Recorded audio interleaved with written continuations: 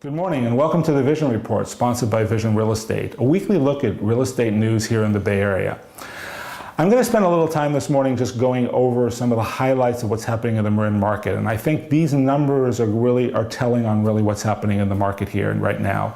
The median price of a house in Marin has dropped to $997,000, which is down about 7.9% from June. That might seem like a large decrease, but if you look for year-over-year results, our median price is actually up almost 2%. The average price of a house in Marin is about $1.2 million now. When I look at how the market is doing on a day-to-day basis, I always look at the ratio of those homes that are in contract versus those that are actually actively being marketed. Right now, there are 775 houses on the market in Marin. Of those 775, 240 are in contract, and that gives us a ratio of about 31%. That ratio is a little deceiving because you have to look at every single community to see what the ratio is.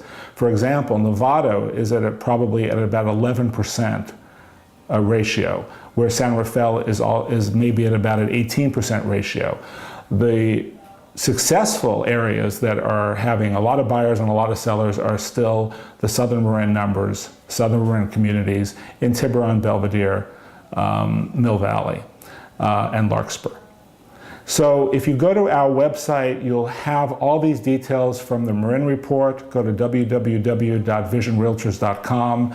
I think you need to just keep an eye on what's happening in every community. A few of the highlights that we heard about this week is that there are record foreclosures in California that Realty Track just announced. We probably have about 800 houses here in Marin that are either in a state of foreclosure, either being owned by the bank or delinquent and getting ready for sale. Alan Greenspan has made a comment yesterday that potentially the bottom of the real estate market in the U.S. will be in the first quarter of 2009. Mortgages are still hard to get. You have to be well qualified to get a mortgage.